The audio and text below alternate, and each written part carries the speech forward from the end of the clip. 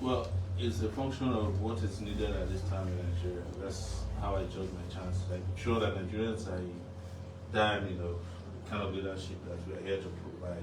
Very radical, straight, non-nonsense, but democratic leadership that will transform this country. Save it all the years that the locals has put in. That's as they used to say. So, 2019, here comes the vibrant, passionate, competent. Okay, take it back again. It's the slogan of. Actually, we can't continue like this. It's lead slogan this time around. Okay, how? It's resonant well. There's nobody. Slogan is we can't continue like this. Okay, let's. The energy sector, followed by security, education, healthcare, and an economic system that is dynamic and vibrant enough to take care of this huge number of Nigerians who have been thrown into the valley of poverty. There are about 133 million of them. That is more than a quarter of the Nigerian population. We have no time. The intervention has to be now, otherwise we are running out of options to create a peaceful, prosperous, and progressive Nigerian nation. Okay, for you to actualize all this, you need to win this election. And right now, people are talking about. I mean, there's this debate about, the need for structure or not. Where do you stand on that debate? The structures are those people who are hungry, those who have been kicked out of, opportunity to be called decent men and women, the Nigerians. Those are the structures we always relied upon, and we've always said that this structure will act in their own best interest by electing a competent leader, not a leader who pay people on election day or pay them to the echo chamber that they call campaign rallies in all these big stadiums across the country. Okay, election, as you all know, it is a multi-stakeholders engagement with INEC in the lead. You've seen the effort put into 2023, in the build-up to 2023 so far. What is your level of confidence in the preparation? The preparation, and you have already said it, is already flawed. It's flawed in a number of ways.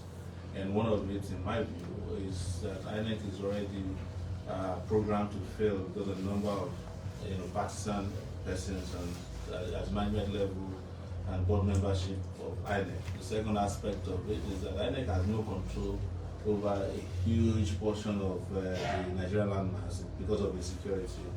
INEC cannot tell you categorically how it plans to hold elections in the southeastern part of the country, how it plans to hold elections in Zamfara, in Katsina, in Sokoto, in Benue, and parts of Plateau and Taraba State. He can't tell you how he hopes to hold credible elections in the Niger Delta region. So these are serious problems confronting INEC, in addition to infrastructural problems and administrative structures in place. Because I was in a meeting between INEC and security agencies and parties just yesterday, and everybody seems to be throwing their hands up in the air, helpless.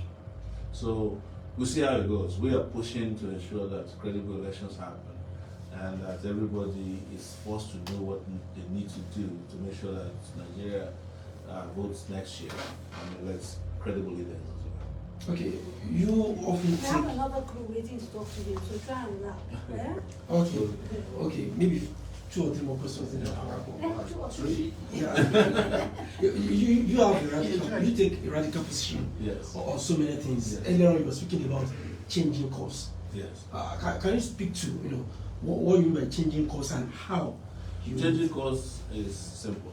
That we cannot take Nigeria to progress and development with the same lackluster, like a bicycle, and the disorganized way of governance that's brought Nigeria to this end. That course must be discontinued and another direction of the case if we are serious about actually building this country out of the doldrums. So a country that is confronted with radical poverty, radical unemployment, radical corruption, and radical lack of social services desires radical solutions and radical leaders as well. Okay, for people who are familiar with you, which anticipators a student union Yeah. activist, human rights activist. One issue they've been having is reconciling the you that they know now to you that is aspiring to that the most exalted office in Nigeria. As in, can you be presidential in the conventional way? Well, the people who have been presidential before now, how do they look? They look very nice, they wear nice clothes, but do they carry out presidential duties in a way that the citizens can really call them president? I have never changed and I don't plan to change. The only thing that's probably changed about me as of today is the coat I'm wearing.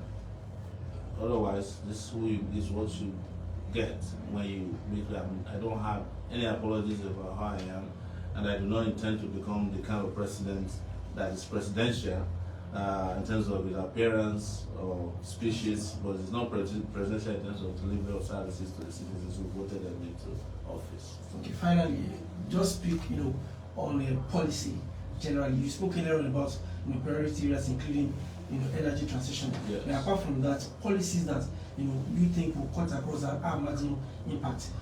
We have all the policies that I discussed will take, have a lot of impact on Nigerians. The policy about reaching that energy level that is needed to industrialize and produce will take Nigeria to employment. It will take it to mass employment. It will give us the kind of revenue we need to fund social services, education, and all the good things that we need to do. These policies are the ones that will also even help those who have been mismanaging the country, because a lot of them are growing old and they will need elder care as well. The social services. So you are tilting to socialism? Oh, it's not tilting, that's our policy, and we are not afraid or ashamed of it, because that is what has been the way socio-economic justice can be delivered in this country. We practice capitalism for whatever we are practicing hasn't worked, but this one is very defined. And if anybody is trying to figure out what is it, if it's Russia or USSR, or just tell them, show them Norway, Denmark. These are Nordic nations that practice socialism, and they have some of the best education, healthcare, they have the best infrastructure, and very reduced inequality in terms of their citizenry. So they have very good per capita for their citizens. So there's nothing wrong if you take money made for the people and spend it on them, and not a few. Thank you. Yes. Zikoko, as you talk to the establishment of NTA, please speak to the young people of Zikoko. Absolutely. Thank you. Yeah, absolutely. Okay. Well, thank you, sir. Okay, it's a pleasure. So, Says Zikoko. Yes, All right. yes. So let's make it happen so that we can. How will you? Fine, very nice. I didn't take your number. Yes. Okay, have you called? No, I gave you my Let me call you then. Okay. Let's do this. You ring now. Okay. Okay. It's okay. All right. Yes. So, I know Zikoko. sorry? Loud. Okay. Zikoko is that better? Okay, so why should young people vote for you? Why should the Gen Z population who have come of age and they are going to participate in this election, why should they vote for you? Because most of the people in the Gen Z population are the people we call children of democracy. And had I not been very active and passionate about democracy, they wouldn't have been born at this time. And the Gen Z population was also on some understand that I might be a little older than most of them. But I mean their generation, because I'm one of the people who actually brought the social media sector to be functioning in Nigeria today through my participation in tech activities.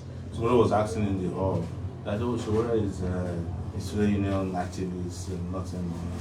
They forget that I'm also a university lecturer. So that's why I understand the reason the lecturers are. I taught in 2 years universities, over 10 years. So many people have also forgotten that I'm an entrepreneur. I created a newspaper that became a global brand within 5 years. Maybe it's because I'm not white, otherwise I'll probably be as rich as one of the techies now today. But that's on the lighter side. But they should also know that this is about their future. And this, if you want to get Nigeria to start moving, that generation must understand how to vote for somebody who understands what they came here to do. It's a special, interesting, a very special and interesting generation. Do you know why? This is the first generation in my lifetime that I saw or have experienced who raised themselves and are raising their parents. I'm telling you. They don't know this, but I have said it several times that it's a special generation. But I think it's Franz Fanon who says that every generation out of relative prosperity must discover its mission, either to fulfill it or betray it. So they have a mission that needs to be discovered. That's the reason why we keep telling them, don't get too excited to go and vote for the wrong person. Because before you know it, the Generation Z, another generation will emerge and we'll be blaming the ZX, just as we are doing now. Exactly. Exactly. Okay, all right. Thank you very much. Thank you so much.